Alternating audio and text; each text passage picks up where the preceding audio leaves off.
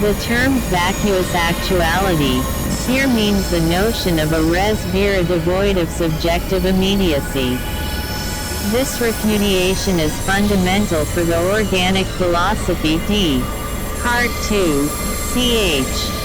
7, the subjectivist principle.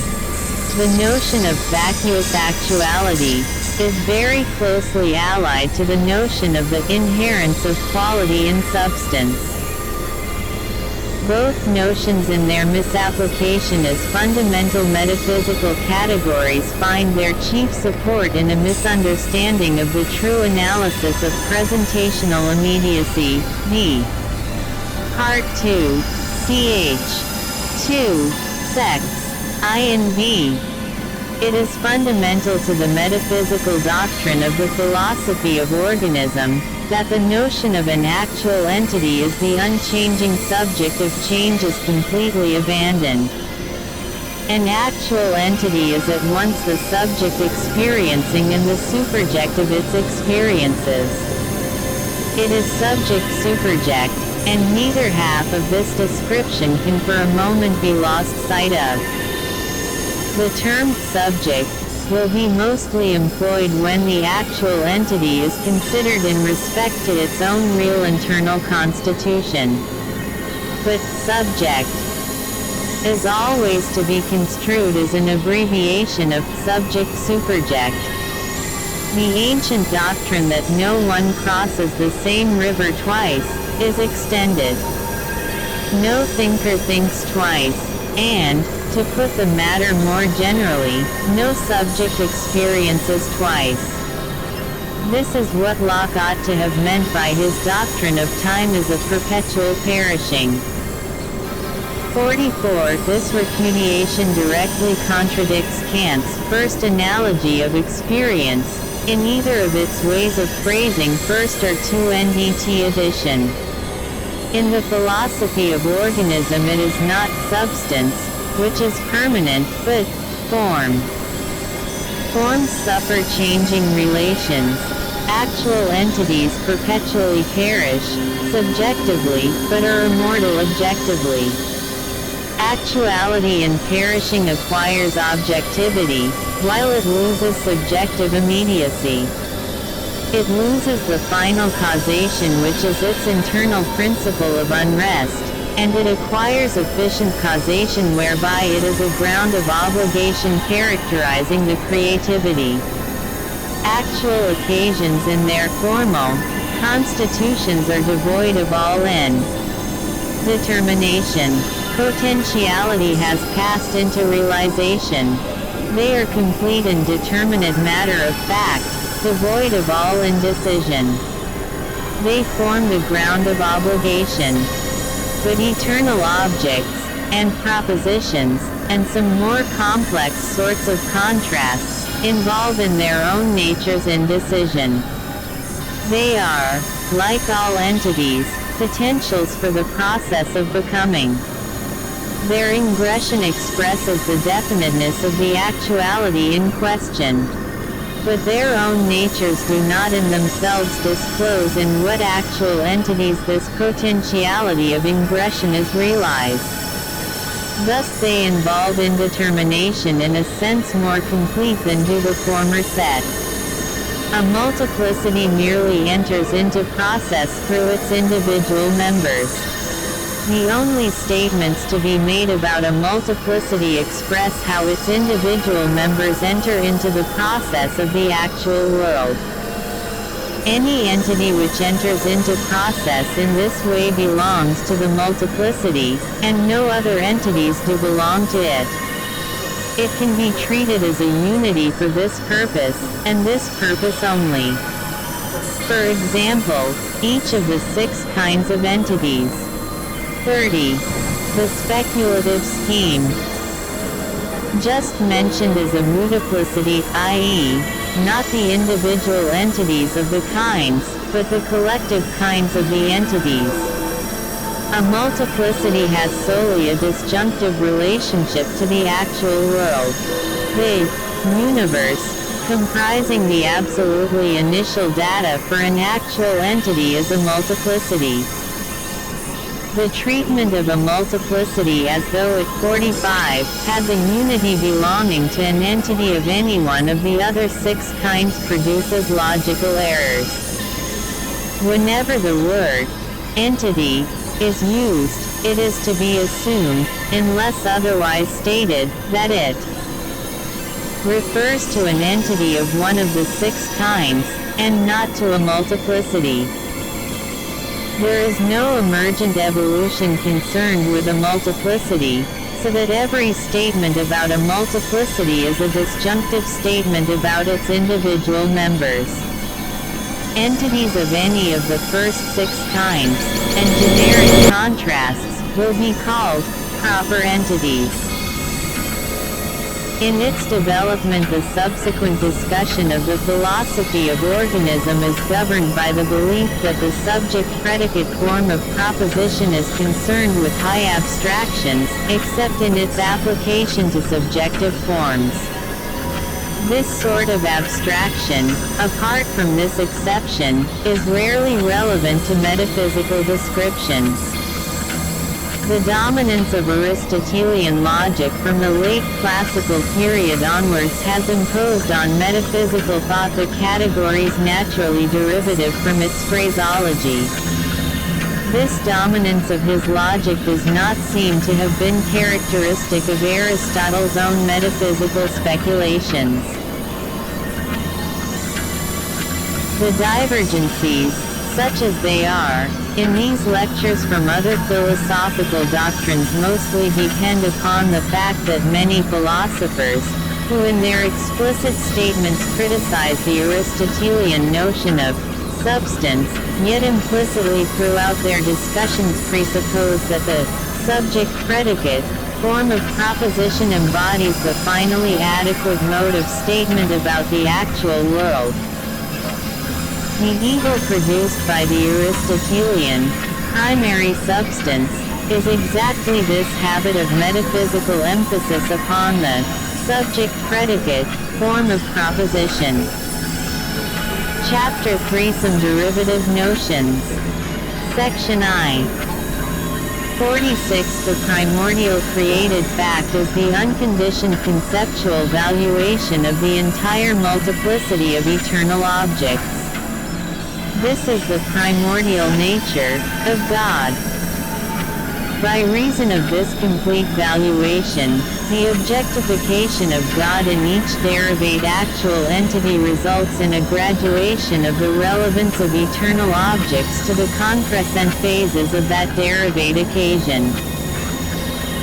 There will be additional ground of relevance for select eternal objects by reason of their ingression into derivate actual entities belonging to the actual world of the concrescent occasion in question. But whether or no this be the case, there is always the definite relevance derived from God. Apart from God, eternal objects unrealized in the actual world would be relatively non-existent for the concrescence in question.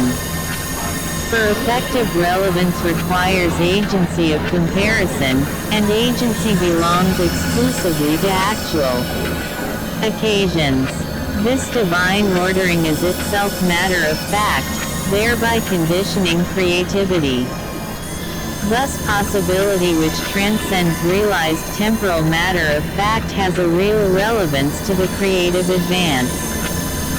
God is the primordial creature, but the description of his nature is not exhausted by this conceptual side of it. His consequent nature results from his physical prehensions of the derivative actual entities d. Part 5. Creativity is another rendering of the Aristotelian matter, and of the modern neutral stuff. But it is divested of the notion of passive receptivity, either of form, or of external relations. It is the pure notion of the activity conditioned by the objective immortality of 47, the actual world, a world which is never the same twice, though always with the stable element of divine ordering. Creativity is without a character of its own in exactly the same sense in which the Aristotelian matter is without a char. Actor of its own. It is that ultimate notion of the highest generality at the base of actuality. It cannot be characterized, because all characters are more special than itself. But creativity is always found under conditions, and described as conditioned. The non-temporal act of all-inclusive unfettered valuation is at once a creature of creativity and a condition for creativity. It shares this double character with all creatures. By reason of its character as a creature, always in concrescence and never in the past, it receives a reaction from the world. This reaction is its consequent nature. It is here termed God, because the contemplation of our natures, as 31. 32. The speculative scheme. Enjoying real feelings derived from the timeless source of all order, acquires that subjective form of refreshment and companionship at which really tilted Guillaume's aim. This function of creatures, that they constitute the shifting character of creativity, is here termed the objective immortality of actual entities. Thus God has objective immortality in respect to his primordial nature and his consequent nature. The objective immortality of his consequent nature is considered later d. Part 5. We are now concerned with his primordial nature. God's immanence in the world in respect to his primordial nature is an urge towards the future based upon an appetite in the present. Appetition is at once the conceptual valuation of an immediate physical feeling combined with the urge towards realization of the datum conceptually pre-pended. For example, thirst is an immediate physical feeling integrated with the conceptual prehension of its quenching. Appetition 1 is immediate matter of fact, including in itself a principle of unrest, involving realization of what 48 is not and may be. The immediate occasion thereby conditions creativity so as to procure, in the future, physical realization of its mental whole, according to the various valuations inherent in its various conceptual prehensions. All physical experience is accompanied by an appetite for, or against, its continuance. An example is the appetition of self-preservation. But the origination of the novel conceptual prehension has, more especially, to be accounted for. First is an appetite towards a difference, towards something relevant, something largely identical, but something with a definite novelty. This is an example at a low level which shows the germ of a pre-imagination. In what sense can unrealized abstract form be relevant? What is its basis of relevance? Relevance must express some real fact of togetherness among forms. The ontological principle can be expressed as all real togetherness is togetherness in the formal constitution of an actuality. So if there be a relevance of what in the temporal world is unrealized, the relevance must express a fact of togetherness in the formal constitution of a non-temporal actuality.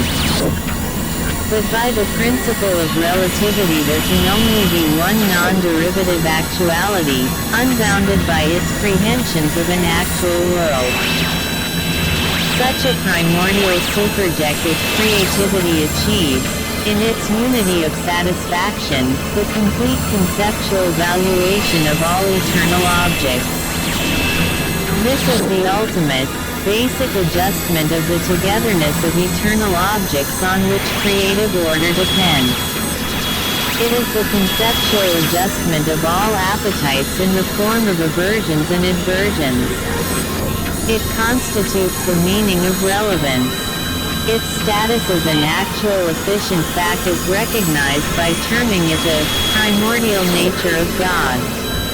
The word appetition illustrates a danger which lurks in technical terms. This same danger is also illustrated in the psychology derived from Freud. 1 cf. Leibniz's monadology. Some derivative notions. 33 The mental poles of actualities contribute various grades of complex feelings to the actualities, including them as factors. The 4 basic operations of mentality are conceptual prehensions. These are the only operations of pure mentality. All other mental operations are impure, in the sense that they involve integrations of conceptual prehensions with the physical prehensions of the physical pole. Sin. Impurity. Imprehension refers to the prehension arising out of the integration of pure physical prehensions with pure mental prehensions. It follows that an impert mental prehension is also an impure physical prehension, and conversely. Thus the term impure applied to a prehension has a perfectly definite meaning, and does not require the terms mental or physical, except for the direction of attention in the discussion concerned. The technical term, conceptual prehension, is entirely neutral, devoid of all suggestiveness. But such terms present great difficulties to the understanding, by reason of the fact that they suggest no particular exemplifications. Accordingly, we seek equivalent terms which have about them the suggestiveness of familiar fact. We have chosen the term appetition, which suggests exemplifications in our own experience, also in lower forms of life such as insects and vegetables. But even in human experience, appetition suggests a degrading notion of this basic activity in its more intense operations. We are closely concerned with what Bergson calls intuition, with some differences however. Bergson's intuition is an impure operation. It is an integral feeling derived from the synthesis of the conceptual prehension with the physical prehension from which it has been derived according to the category of conceptual reproduction, categorial obligation IV. It seems that Bergson's term, intuition, has the same meaning as physical purpose, in part 3 of these lectures. Also Bergson's intuition seems to abstract from the subjective form of emotion and purpose. This subjective form is an essential element in the notion of conceptual prehension, as indeed in that of any prehension. It is an essential element in physical purpose, p. Part 3. If we can 50th cider these pure mental operations in their most intense operations, we should choose the term vision. A conceptual prehension is a direct vision of some possibility of good or off evil, of some possibility as to how actualities may be definite. There is no reference to particular actualities, or to any particular actual world. The phrase, of good or of evil, has been added to include a reference to the subjective form. The mere word, vision, abstracts from this factor in a conceptual prehension. If we say that God's primordial nature is a completeness of appetition, we give due weight to the subjective form at a cost. If we say that God's primordial nature is intuition, we suggest mentality, which is impure, by reason of synthesis with physical prehension. If we say that God's primordial nature is vision, we suggest a maimed view of the subjective form, divesting it of yearning after concrete fact, no particular fact, but after some actuality. There is deficiency in God's primordial nature which the term vision obscures. The speculative scheme. 34. One advantage of the term vision is that it connects this doctrine of God more closely with philosophical tradition. Envisagement is perhaps a safer term than vision. To sum up, God's primordial nature is abstracted from his commerce with particulars, and is therefore devoid of those impure, intellectual cogitations which involve propositions cf. Part 3. It is God in abstraction, alone with himself. As such it is a mere factor in God, deficient in actuality. Section 2. The notions of social order and of personal order cannot be omitted from this preliminary sketch. A society, in the sense in which that term is here used, is a nexus with social order, and an enduring object, or enduring creature, is a society whose social order has taken the special form of personal order. A nexus enjoys social order, where either is a common element of form illustrated in the definiteness 51J of each of its included actual entities, and this common element of form arises in each member of the nexus by reason of the conditions imposed upon it by its prehensions of some other members of the nexus, and these prehensions impose that condition of reproduction by reason of their inclusion of positive feelings of that common form.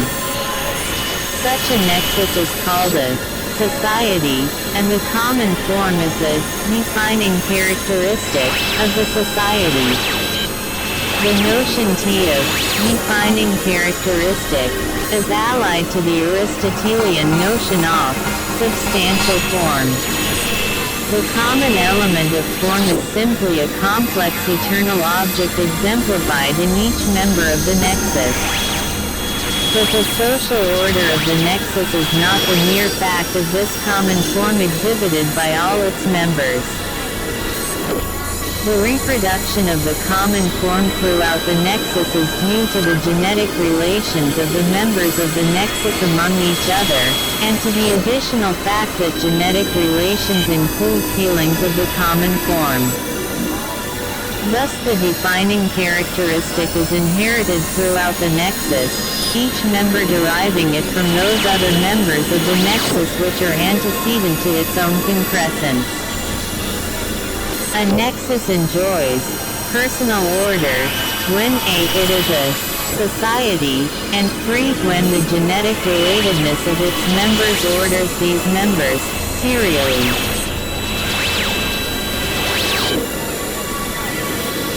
By this serial ordering, arising from the genetic relatedness, it is meant that any member of the nexus excluding the first and the last, if there be such, constitutes a cut in the nexus, so that this member inherits from all members on one side of the cut, and from no members on the other side of the cut, and if A and B are two members of the nexus and D inherits from A, then the side of B's plus cut, inheriting from B, forms part of the side of A's cut, inheriting from A, and the side of A's cut from which A inherits forms part of the side of B's cut from which B inherits. Thus the nexus forms a single line of inheritance of its defining characteristic. Such a nexus is called an enduring object. It might have been some derivative notions. 35 termed as person, in the legal sense 52 of that term. But unfortunately, person suggests the notion of consciousness, so that its use would lead to misunderstanding. The nexus sustains a character, and this is one of the meanings of the Latin word persona. But an enduring object, qua person, does more than sustain a character. For this sustenance arises out of the special genetic relations among the members of the nexus. An ordinary physical object, which has temporal endurance, is a society. In the ideally simple case, it has personal order and is an enduring object. A society may or may not be analyzable into many strands of enduring objects. This will be the case for most ordinary physical objects. These enduring objects and societies, analyzable into strands of enduring objects, are the permanent entities which enjoy adventures of change throughout time and space. For example, they form the subject matter of the science of dynamics. Actual entities perish, but do not change, they are what they are. A nexus which I enjoys social order, and E is analyzable into strands of enduring objects may be termed a corpuscular society. A society may be more or less corpuscular, according to the relative importance of the defining characteristics of the various enduring objects compared to that of the defining characteristic of the whole corpuscular nexus. Section 3. There is a prevalent misconception that becoming involves the notion of a unique seriality for its advance into novelty. This is the classic notion of time, which philosophy took over from common sense. Mankind made an unfortunate generalization from its experience of enduring objects. Recently, physical science has abandoned this notion. Accordingly, we should now purge cosmology of a point of view which it ought never to have adopted as an ultimate metaphysical principle. In these lectures, the term creative advance is not to be construed in the sense of a uniquely serial advance. 53J. Finally, the extensive continuity of the physical universe has usually been construed to mean that there is a continuity of becoming. But if we admit that something becomes, it is easy, by employing Zeno's method, to prove that there can be no continuity of becoming. Point 2. There is a becoming of continuity, but no continuity of becoming. The actual occasions are the creatures which become, and they constitute a continuously extensive world. In other words, extensiveness becomes, but becoming is not itself extensive. Thus the ultimate metaphysical truth is atomism. The creatures are atomic. In the present cosmic epoch there is a creation of continuity. Perhaps such creation is an ultimate metaphysical truth holding of all cosmic. 2 cf. Part 2, ch. 2, sect. 2, and also My Science and the Modern World, ch. 7, for a discussion of this argument. 36. The speculative scheme. Epochs. But this does not seem to be a necessary conclusion. The more likely opinion is that extensive continuity is a special condition arising from the society of creatures which constitute our immediate epoch. But atomism does not exclude complexity in universal relativity. Each atom is a system of all things. The proper balance between atomism and continuity is of importance to physical science. For example, the doctrine, here explained, conciliates Newton's corpuscular theory of light with the wave theory. for both a corpuscle and an advancing element of a T-wave front, are merely a per-tilde-Manin form propagated from atomic creature to atomic creature. A core tilde puzzle is in fact an enduring object.